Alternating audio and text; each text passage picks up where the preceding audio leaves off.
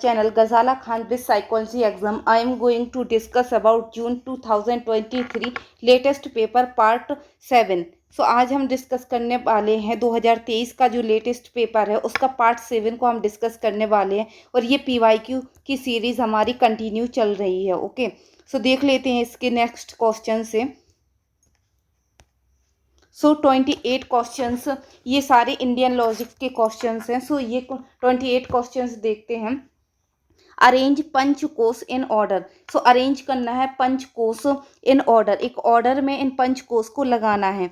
So choose the correct answer from the option given below. इसमें से आपके लिए चूज करना है, इनका करेक्ट सीक्वेंस बताना है। ओके, सो इसमें क्या है, अनामय कोश पहला है, फिर मनोमय कोश, फिर है विज्ञानमय कोश, देन है प्राणमय कोश, देन है आनंदमय कोश। सो इनको आपको एक अरेंज में लगाना है।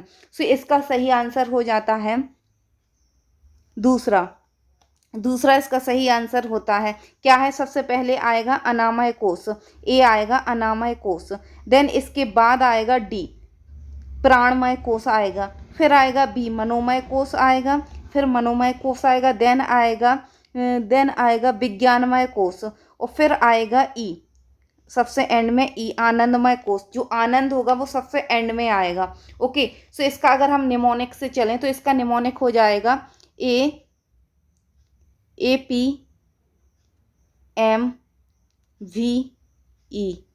ओके, सो इसका ये निमोनिक हो जाएगा APMVE। सो अगर ए सबसे पहले आता है तो आप ये इस तरह की निमोनिक से अपना क्वेश्चन सही कर सकते हैं कि ए पहले आएगा। सो ए हो जाएगा ए, फिर PMVE। सो ई भी सबसे एंड में आएगा। जो ए और ई है वो सबसे, जो वॉवल्स हैं जो सबसे बाद में आएंगे, और बीच में PM आ जाएगा। बीच में आप सोच लो कि ये PM आ गए। ओके, ये PM आ गए। सो APMVE इसका करेक्ट सीक्वेंस है। APMV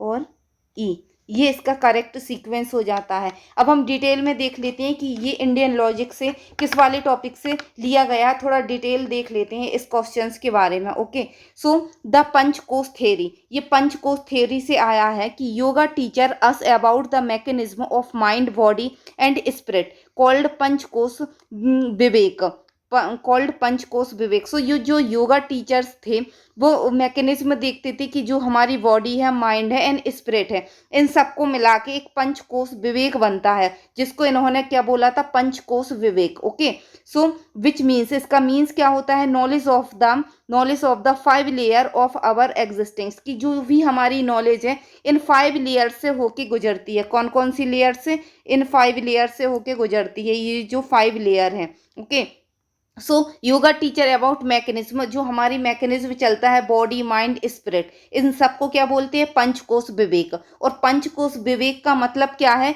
कि एक नॉलेज होती है जो कि 5 लेयर से एग्जिस्ट होके हमारे पास आती है। 5 लेयर्स हैं, उससे हमारी फाइनली फिल्टर होके हमारे पास नॉलेज आती है। Okay, so Vedanta explore the human individually into 5 layer, शीत, कोश और लेवल। अब वेदांत जो फिलोसफी थी, वेदांत ने एक्सप्लोर किया कि जो ह्यूमन इंडिविजुअल हैं और उनको जो नॉलेज होती है उनके पीछे 5 लेयर हैं। उस 5 लेयर्स को शीत भी बोलते हैं, कोश भी बोलते हैं, देन लेवल भी बोलते हैं। सो अगर इनके नाम चेंज करके आ जाए तो आपके लिए कंफ्यूज नहीं होना है। ओके, सो इन 5 लेयर से ही हमारी नॉलेज एग्जिस्ट होती है, एक फिल्टर आउट होके हमारे पास वो नॉलेज आती है। सो इसे क्या बोलते हैं, विच कॉल्ड पंचकोश विश्लेषण। जब जो नॉलेज हमारे पास आ जाती है उसको हम बोलते हैं पंचकोश विश्लेषण, क्योंकि जो नॉलेज होगी वो हम कहीं ना कहीं विश्लेषण करके ही हम निकालते हैं। Okay, so 5 sheath and based on the Taittiriya Upanishad, ये भी आपको याद रखना है क्योंकि ये छोटे छोटे क्वेश्चंस है जो इंडियन लॉजिक से पूछे जाते हैं। अब हो सकता है कि आने वाले क्वेश्चंस में वो पूछ लें कि जो 5 शीत है, जो 5 शीत की जो लेयर है जिससे हमारी नॉलेज एग्जिस्ट होती है, वो किस पे बेस्ड है, किस उपनिषद से बेस्ड है। सो बुद्धिज्म फिलोसफी से है, या फिर इस तरह से दे दें जैनिज्म से है, या तैत्तरीय उपनिषद से है। सो ये सारी चीज़ें यहाँ पे ये आएंगी। सो आपके लिए ये छोटी छोटी वर्ड्स को ध्यान में रखना है इंडियन लॉजिक में। ओके, इसी तरह से जब आप छोटे छोटे वर्ड्स को ध्यान में रखेंगे तभी इंडियन लॉजिक के क्वेश्चंस बना पाएंगे।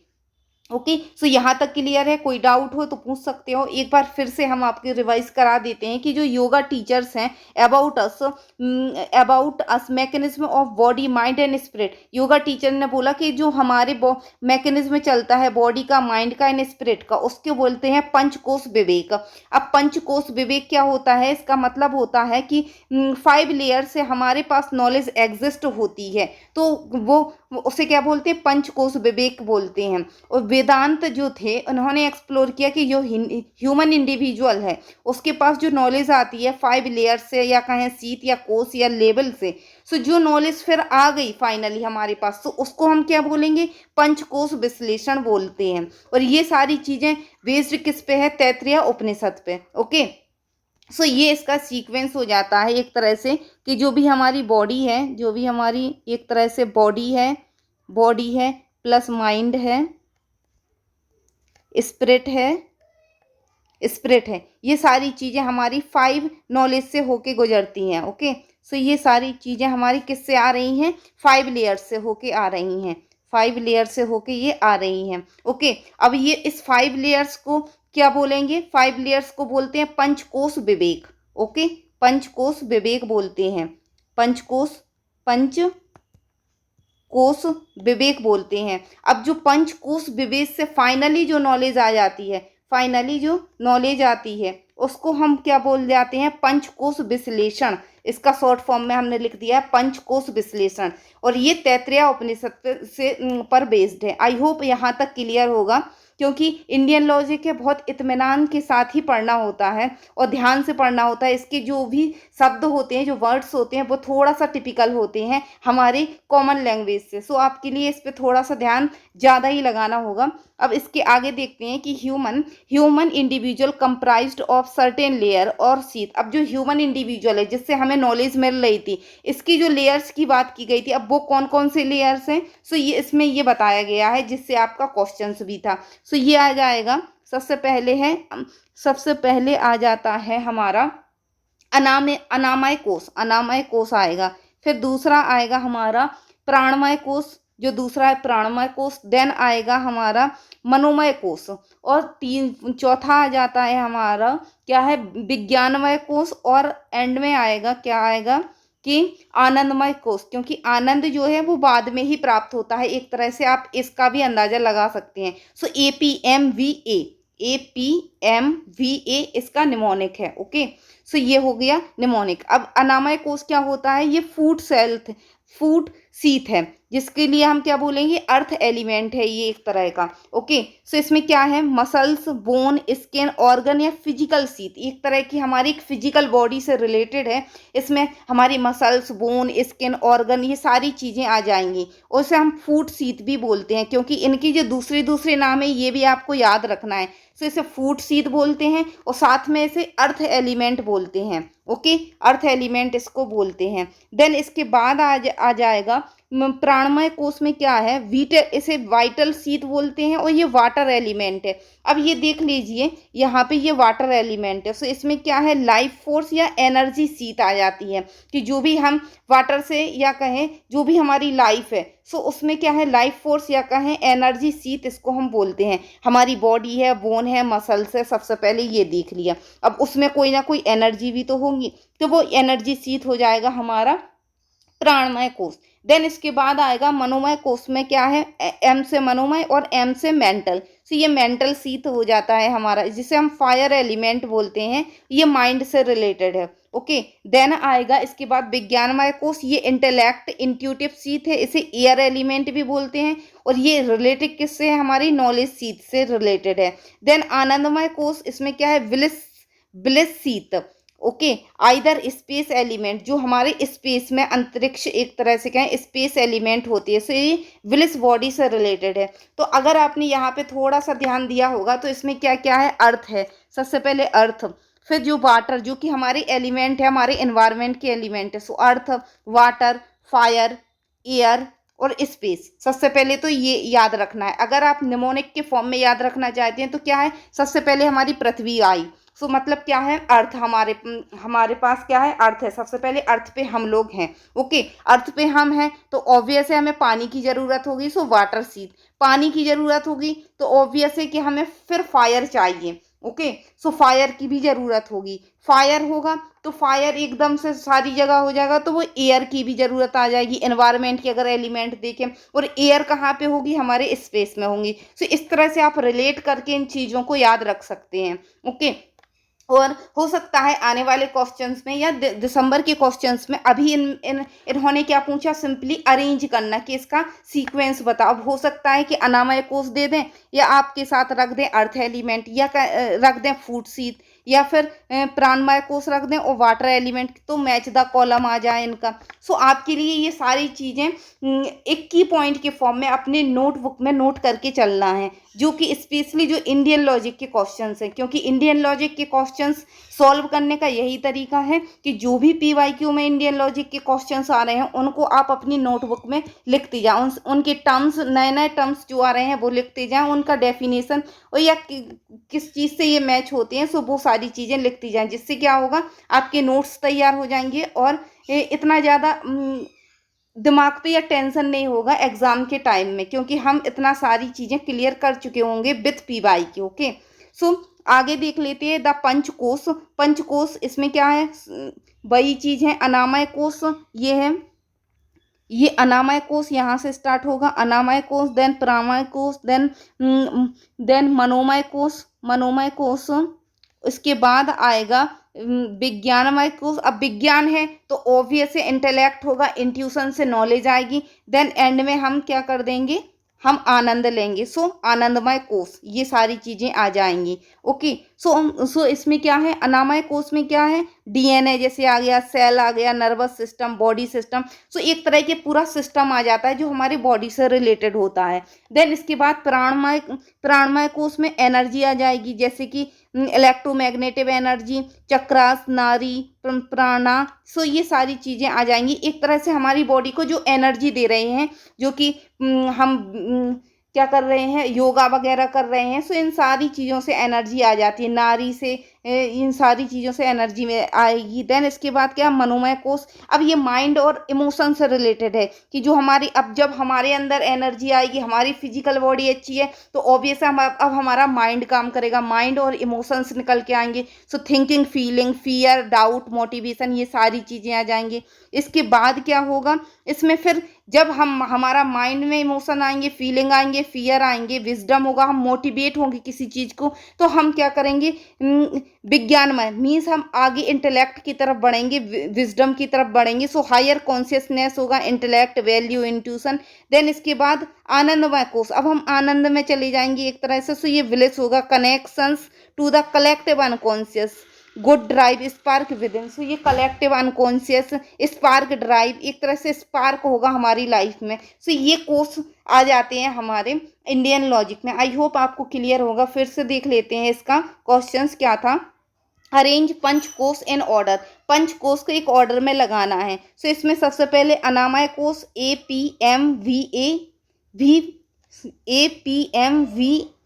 ए आएगा, यहाँ पे ए आना है। सो ए क्या हो गया, अलग अलग हो गया। ओके, सो ए, फिर आएगा P, A P M V A, ये इसका सही सीक्वेंस है। ओके, अनामय कोश, देन आएगा क्या है, प्राणमय कोश, फिर मनोमय कोश, फिर विज्ञानमय कोश, और देन आएगा आनंदमय कोश। आई होप यहाँ तक क्लियर होगा।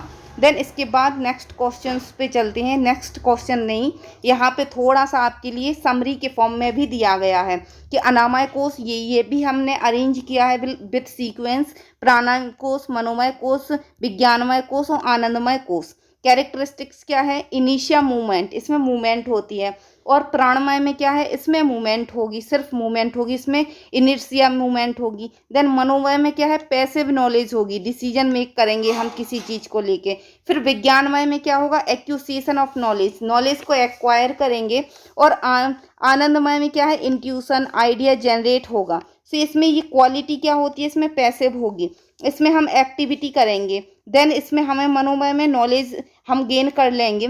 देन विज्ञानमय में इंटेलेक्ट या ईगो आ जाएगा, और आनंदमय में हम हैप्पीनेस की स्थिति में चले जाएंगे। पावर क्या है, इसमें पावर को आपको याद रखना है, हो सकता है ये पावर से क्वेश्चंस आ जाए नेक्स्ट में।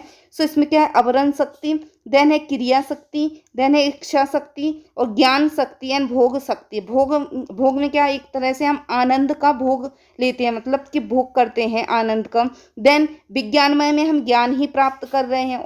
और मनोमय में क्या है, इच्छा शक्ति, हमारे अंदर जो इंट्यूशन है, हमारे अंदर जो नॉलेज है वो हमारी इच्छा शक्ति से आ रहा है। देन प्राणमय में ये मूवमेंट है, सो ये क्रिया शक्ति आ जाएगी। सो ये सारी चीज़ों को आपको की पॉइंट्स में याद रखना है। ओके, देन एट्रीब्यूट्स क्या हैं, इसकी एट्रीब्यूट्स क्या हैं, पावर ऑफ इंट्यूशंस यहाँ आता है, फिर यहाँ एक्टिविटी आ जाती है, फिर मनोमय कोश में विल पावर हमारे अंदर आता है, विल पावर आएगा और जो हम नॉलेज गेन करेंगे सो उससे विजडम आ जाएगा और विजडम से ब्लिसफुल में चले जाएंगे, आनंदमय में हम चले जाएंगे। आई होप अब यहाँ तक टोटली क्लियर होगा। अगर क्लियर नहीं है तो आप कमेंट में पूछ सकते हैं। देन इसके बाद देख लेते हैं नेक्स्ट क्वेश्चंस 29 कि human personality is analyse into 5 factor as view by Buddhism. Buddhism के अकॉर्डिंग ह्यूमन पर्सनालिटी 5 फैक्टर में एनालाइज की जाती है। सो वो कौन कौन सी 5 फैक्टर है, इसको फाइंड आउट आपके लिए यहाँ पे करना है। सो इसका सही आंसर होगा, इसका सही आंसर है 29 का पहला, इसका सही आंसर है क्या होगा, ए और बी। सो इसमें क्या है, मटेरियल होगा, देन परसेप्शन और फीलिंग, और बी में आ जाएगा डिस्पोजिशन और कॉन्शियसनेस। अब ये भी हमारे इंडियन लॉजिक का क्वेश्चन है। सो देख लेते हैं इसका डिटेल में कि कौन कौन से फैक्टर्स हैं। ओके, सो ये फैक्टर्स हैं, ये हैं द 5 एग्रीग्रेट इन बुद्धिज्म पर्सनालिटी। अब बुद्धिज्म पर्सनालिटी के 5 एग्रीग्रेट होती हैं, क्या क्या हैं, the 5 एग्रीग्रेट, the most important Buddhism personality assessment has these 5 element, जिसे हम 5 एलिमेंट के नाम से भी जानते हैं कि most important Buddhism personality assessment करते हैं 5 एलिमेंट का। सो ह्यूमन अंडरस्टैंड करता है, क्या अंडरस्टैंड करता है, ये आपके लिए ध्यान में रखना है कि मी, माई और माइन को वो क्या करता है, अंडरस्टैंड करता है। So these 5 category of process, these 5 category of process thus may might be broadly refer to as personality variables. वो 5 कैटेगरी क्या हैं, ये हैं जो नीचे दी गई हैं, पहला, दूसरा, तीसरा, चौथा और पांचवा, ये पांचवा है। ओके, सो इसमें क्या है, the sum of all matter है।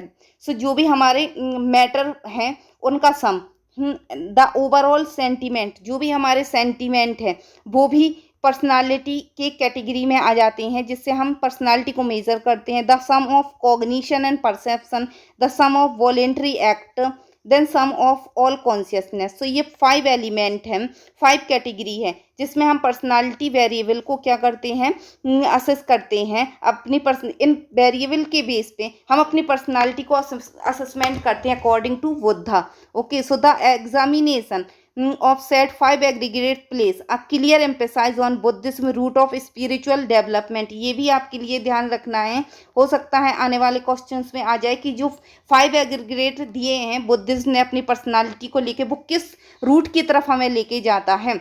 तो वो क्या है, हो सकता है स्पिरिचुअल डेवलपमेंट लिख दें, फिर लिख दें इंटेलेक्चुअल डेवलपमेंट, या लिख दें इमोशनल डेवलपमेंट। सो इस तरह से कुछ लिख दें तो आपके लिए सही आंसर क्या होगा, स्पिरिचुअल डेवलपमेंट। ओके, सो ये हैं क्या, कौन कौन से हैं वो वेरिएबल, ये हैं कि all matter, sentiment, perception, voluntary act और कॉन्शियसनेस। अब हम अपने क्वेश्चंस को देखते हैं। देखिए यहाँ पे मटेरियल है, सबसे पहला मटेरियल है। ओके, सो यहाँ पे देखिए ये है मैटर या मटेरियल एक ही चीज़ है। देन इसके बाद आएगा इसमें परसेप्शन और फीलिंग। ओके, फर्स्ट में परसेप्शन और फीलिंग। सो यहाँ पे क्या है, परसेप्शन ये हो गया, देन फीलिंग्स हमारे सेंटिमेंट से लगाते हैं, सेंटिमेंट बोल दो या फीलिंग बोल दो, एक ही बात है। ओके, सो ये हो गया फीलिंग्स। देन इसके बाद देखते हैं डिस्पोजिशन ऑफ कॉन्शियसनेस, बी में है, सो कॉन्शियसनेस इसमें है। देन डिस्पोजिशंस नहीं है, सो यहाँ पे क्या होगा, एक डिस्पोजिशन एक्ट के बेस पे लिया गया है यहाँ पे। और अगर हम अपने कॉमन सेंस भी लगाएं, यहाँ डिस्पोजिशन नहीं है, बट ये सारी वेरिएबल यहाँ पे मिल रहे हैं जो बुद्धिज्म के अकॉर्डिंग है। सो हम इसको डिस्पोजिशन को भी यहाँ पे कैरी कर लेंगे, इसलिए ये ए और बी सही हो जाता है यहाँ आंसर, कि बुद्धिज्म के अकॉर्डिंग ह्यूमन पर्सनालिटी को एनालाइज करते हैं कौन कौन से 5 फैक्टर के according, material, perception, feeling, disposition and consciousness. और ये पांचों जो जो पांच जो ह्यूमन पर्सनालिटी हैं वो किस तरफ हमें ले जाती है, स्पिरिचुअल डेवलपमेंट की तरफ ले जाती है, स्पिरिचुअल डेवलपमेंट की तरफ ले जाती है। ओके, आई होप यहाँ तक क्लियर होगा। कोई डाउट हो तो पूछ सकते हैं। देन नेक्स्ट क्वेश्चन आ जाता है 30 कि who is the author of book escape of freedom. Escape of freedom के ऑथर कौन है? सो इसका सही आंसर होगा, क्या होगा इसका सही आंसर? ये होगा फर्स्ट वाला फॉर्म, इसका सही आंसर है। ओके, रिच फॉर्म जो है वो स्केप ऑफ फ्रीडम के ऑथर हैं। ओके, सो यहाँ देख लीजिए, Erich Fromm was a German social psychologist थे and psychoanalysis associate the Frankfurt school of critical theory. So he is known for developing the concept that freedom was fundamental to human nature and challenging the theory। इन्होंने challenge की थी Sigmund Freud की theory को, और इन्होंने किन concept को develop किया था? Freedom. Freedom was a fundamental human nature का फंडामेंटल राइट्स क्या है? फ्रीडम है। सो इन्होंने इस टॉपिक पे स्टडी किया था, और ये सिगमंड फ्रॉइड की थ्योरी को भी इन्होंने चैलेंज किया था। और देन इनके कुछ कुछ पब्लिकेशन है जो कि हमने यहाँ पे पूरे डाल दिए हैं कि अभी पता चला कि स्केप फ्रॉम फ्रीडम से आया है। फिर इसका सन पूछ ले कि किस सन में दी। सो 1941 में ये बुक आई। फिर मैन फॉर हिमसेल्फ, अब ये जो है ये ह्यूमनिस्टिक थ्योरिस्ट से काफ़ी मिलते जुलते हैं। सो आपको कन्फ्यूज़न में नहीं होना है। ओके, कि मैन फ्रॉम हिमसेल्फ ये भी रिच फॉर्म की बुक है जो 1947 में आई थी। साइको एनालिसिस एंड रिलीजन, अब साइको एनालिसिस को रिलीजन बेस पे किसने देखा? सो रिच फॉर्म ने देखा था। इनकी थ्योरी भी है पर्सनालिटी की, 1950 में ये दिया। फिर द सेन सोसाइटी इनकी बुक का नाम है। द आर्ट ऑफ लविंग इनकी बुक का नाम है। The heart of man rich form की बुक का नाम है। द नेचर ऑफ मैन, और इनके साथ में सन। The autonomy and human destructiveness 1973। सो ये इनके बुक के पूरे नाम हैं। सो अभी क्या होता है कि पीजीटी जो यूपी पीजीटी है उसमें ये ज़्यादा पूछे जाते थे कि किसकी बुक का क्या नाम है, कौन किस बुक किस सन में आई, किसने दी है। सो ये सेट एग्ज़ाम हो गए हमारे, सेट एग्ज़ाम हो गए, पीजीटी एग्ज़ाम हो गए, साइकोलॉजी के जो काउंसलर वाले एग्ज़ाम है उनमें ये सारी चीज़ें पूछी जाती हैं। बट अभी नेट के क्वेश्चंस में भी आने लगी हैं। सो आपके लिए ये सारी चीज़ों को ध्यान में रखना है। ओके, सो आज के लेक्चर में इतना ही। आज 30 क्वेश्चंस तक, यहाँ तक हमारी सीरीज़ कंप्लीट होती है। अब जल्दी से जल्दी जितना हमें सपोर्ट मिलेगा हम जल्दी से जल्दी इसको पूरा करने की कोशिश करेंगे। पूरे 100 क्वेश्चन विथ डिटेल में ही करना है, क्योंकि ये सबसे ज़्यादा रीसेंट पेपर है। इसी पेपर के अकॉर्डिंग आने वाले दिसंबर का भी पेपर सेट होगा। सो आपके लिए ये बिल्कुल भी ऐसा हल्के में नहीं लेना कि हम इतना डिटेल में क्यों पढ़ें, क्योंकि 2-3 साल की, स्पेशली 2 से 3 साल के पेपर को आपको ऐसी ही डिटेल में सॉल्व करना है, जब जाके आपको पेपर में अच्छा रिजल्ट आएगा। सो आज के लेक्चर में इतना ही। आई होप सारी चीज़ें क्लियर हुई होंगी। If you have any doubt you can ask me. आप लोग टेलीग्राम चैनल भी ज्वाइन कर लीजिए, जो कि लिंक डिस्क्रिप्शन बॉक्स में है। हम जॉब से रिलेटेड जो साइकोलॉजी में आती हैं, चाहे असिस्टेंट प्रोफेसर की है, काउंसलिंग फील्ड में हो, सैनिक स्कूल वगैरह से रिलेटेड हो, वो भी हमने अभी वैकेंसी बताई हुई है। सो आप फॉलो कर लीजिए। वैकेंसी की भी डिटेल दी जाती है, और साथ में हमारी नेट जेआरएफ की भी प्रिपरेशन यहाँ पे हमारी चल ही रही है। ओके, सो टेलीग्राम ज्वाइन कर लीजिए and like share and subscribe कीजिए चैनल को। जितना मोटिवेट आप करेंगे उतना ही ज़्यादा हमें भी मोटिवेशन होगा, हमें भी अच्छा लगेगा। So thank you so much, thanks for watching.